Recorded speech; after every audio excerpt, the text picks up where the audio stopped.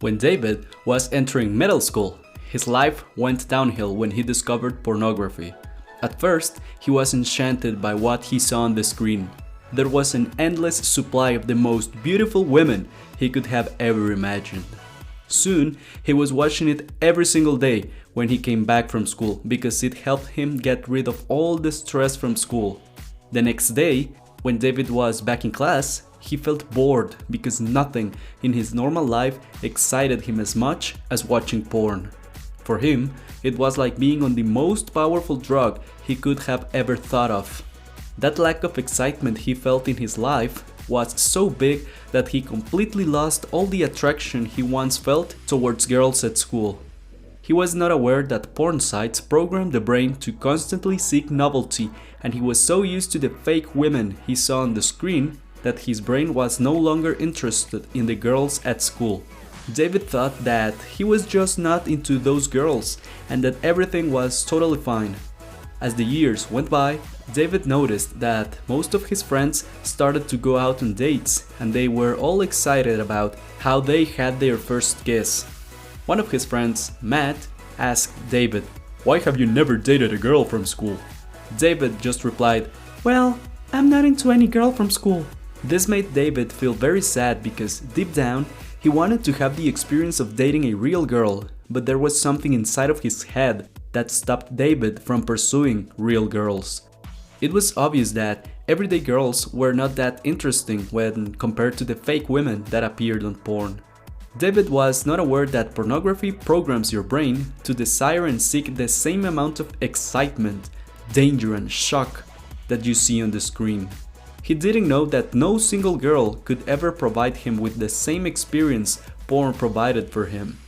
On the other hand, he always scanned girls to find the one that had the perfect type of body that he also searched for on his computer. David didn't know that porn had programmed him to desire only perfectly sculptured fake women that are not real in everyday life. Above all, David felt lonely on the inside and he felt like he was not enough. Even though he desired to connect with a girl, he was so full of shame that he was terrified at the idea of making a move on a girl. And if that wasn't enough, David noticed some very weird things in his life.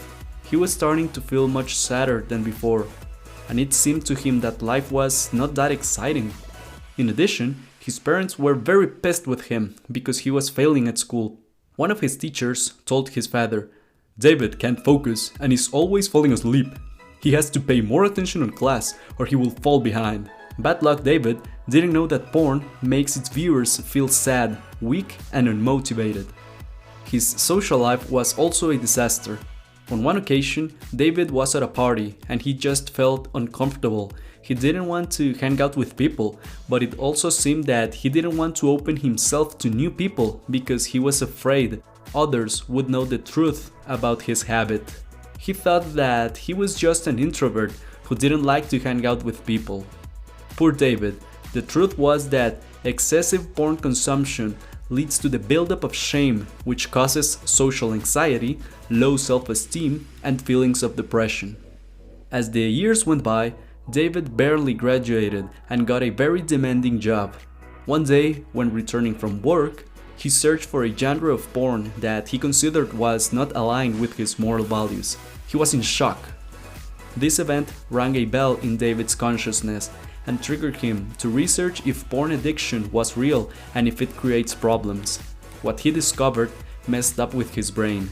Pornography causes its users to gradually seek more disturbing genres of porn in order to get the same level of excitement as before. David also discovered the book Your Brain on Porn by Gary Wilson, which explains why pornography is so dangerous and everything is backed up by tens of scientific papers. By the way, you can also benefit a lot from the science and success stories contained in this book. You can get this audiobook for free by signing up for your audible.com free trial. David discovered the Coolidge Effect, which is present in all males, and it's basically the way in which males prefer sexual novelty over any kind of intimacy with only one partner. This is exactly what makes pornography so dangerous. Any porn website will provide you with enough novelty to keep you glued to your screen for hours, months, or years, and you will end up avoiding real intimacy with a single woman. Not only that, but pornography is a supernormal stimulus due to the kind of performance and performers in the screen. This means that porn changes your perception of what normal sexuality is. But the worst part is that having elevated levels of dopamine in your brain for too much time forces your brain to reduce its sensitivity to it in order to maintain healthy levels of neurotransmitters. This has terrible consequences for you because everyday pleasures like exercise, socializing, learning, and food will no longer excite you, and everything in your life will feel dull. Oh, before I forget guys, if you're interested in gaining more self-control and self-discipline, I want to give you the affirmations that I personally recorded and use to quit porn. Affirmations will help you control your thoughts and transform your limiting beliefs. You can get them with the link in the description below.